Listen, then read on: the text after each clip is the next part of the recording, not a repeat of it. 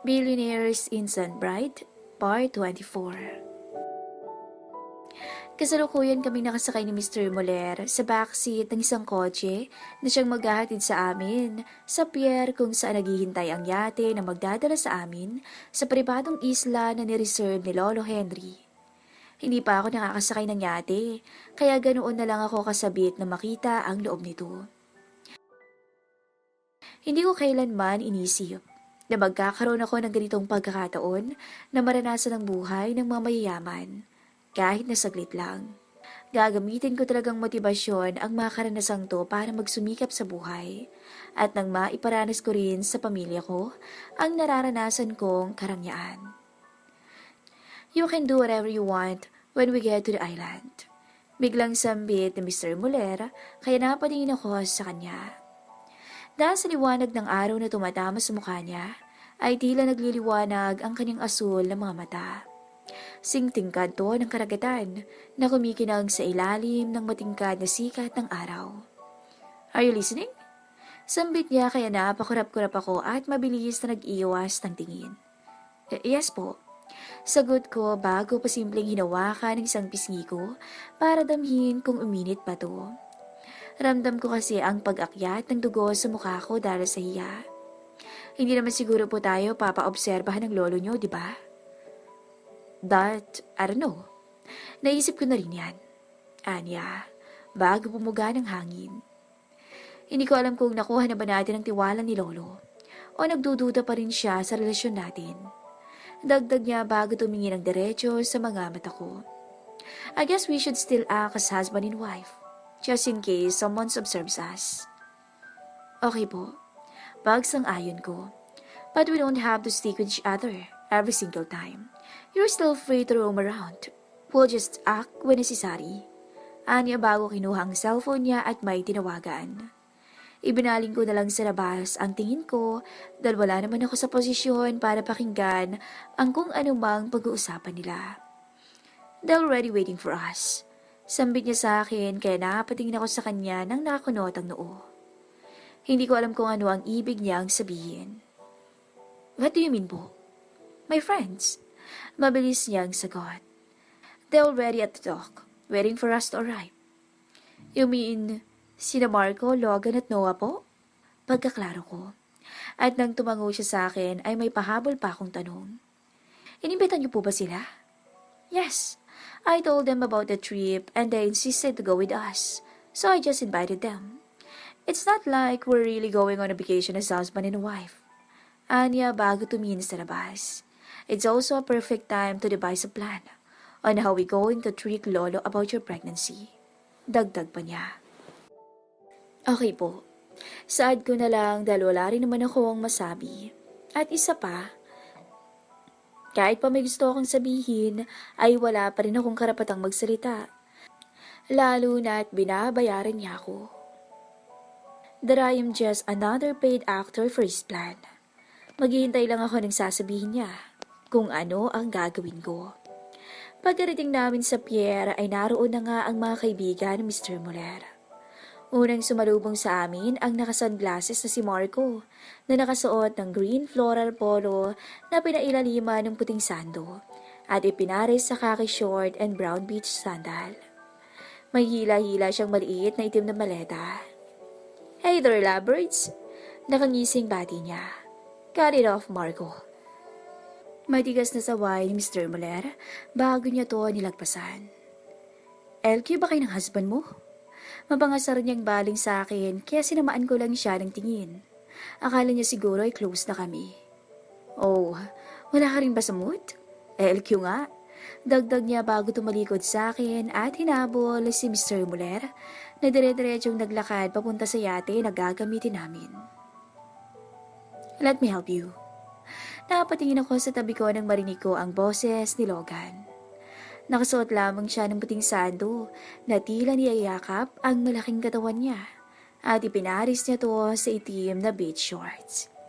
Kitang-kita ko ang kanyang maskuladong mga braso at litaw na litaw ang kanyang morenong balat. Huwag na, Logan. Kaya ko na.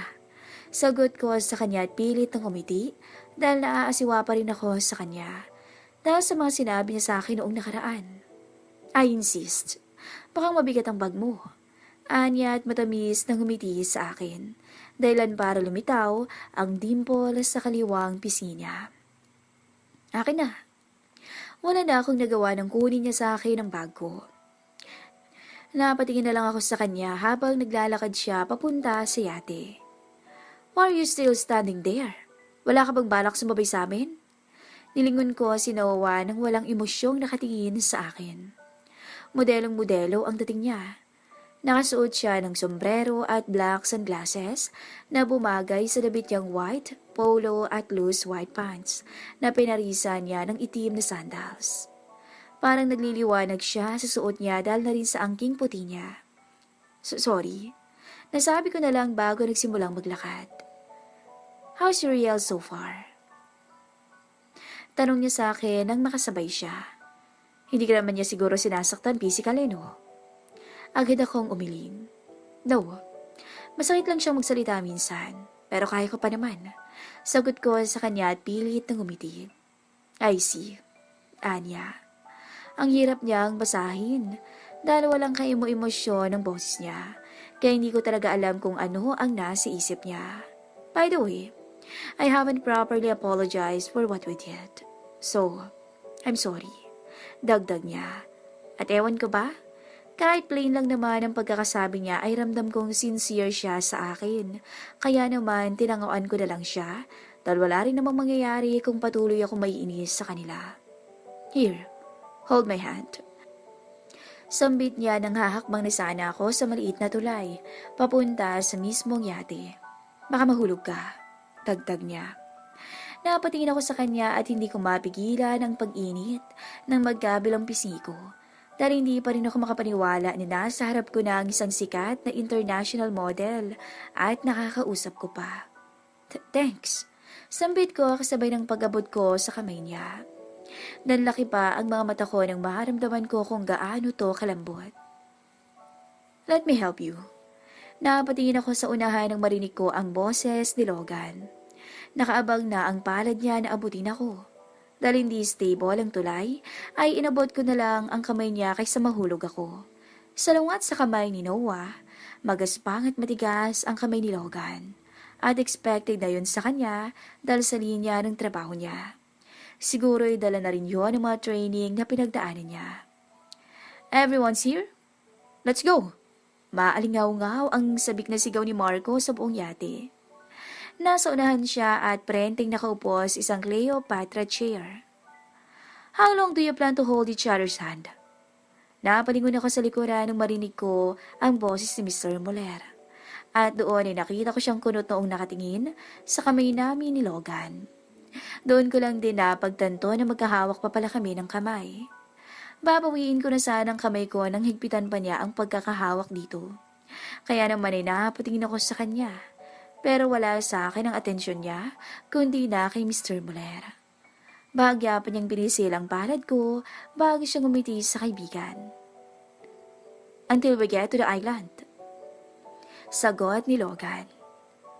And why would you do that? Tumaas ng isang kilay ni Mr. Muller matapos marinig ang sagot ni Logan.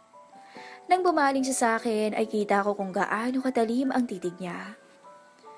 Dahilan para makaramdam ako ng takot. Because when we get there, she's your wife. Sagot ni Logan bago ako hinila ng mas malapit sa kanya. But while we're here, she's free to do whatever she wants. And that includes spending time with me. What nonsense are you talking about? Kumunot na ang noo ni Mr. Muller at humakbang na palapit sa amin. Akma nga abutin na sana niya ang kamay ko nang pigilan siya ni Logan. Hindi ko tuloy alam kung ano ang gagawin. Dahil naiipit ako sa kanilang dalawa. Logan, let her go. Sorry, Riel, but I want. I decided to date Christine. Mabilis niyang tugon. After all this pretending ends, I'm gonna go out with her for real. I'll make her mine. Dagdag niya bago tinitigan ng diretsyo sa mata ang kaibigan. You don't have any objection with that, don't you? After all, you're just paying her to act as your wife. Nothing more, nothing less. Logan. Tawag ko sa kanya at nang tumigil na siya. Hindi ko alam kung seryoso ba siya sa mga sinasabi niya pero kailangan niyang tumigil dahil baka makasama pa to sa plano ni Mr. Muller. Baka maging dahilan pa to na ma-extend ang pagpapanggap namin. Ayoko na kasi. Gusto ko nang matapos to at nang makalaya na ako. Fine. Do whatever you want with her. Matigas na sambit ni Mr. Muller bago siya tumalikod. Kita ko pa ang pagbilog ng kamao niya bago siya tuluyang humakbang palayo. Wala namang masama sa sinabi niya, pero hindi ko may paliwanag kung bakit, may kung anong kumirot sa dibdib ko. Nang marinig ko kung paano niya sabihin ang mga salitang binitawan niya. Siguro hindi lang yun ang sagot na inaasahan kong marinig mula sa kanya. Maybe I was hoping for something else.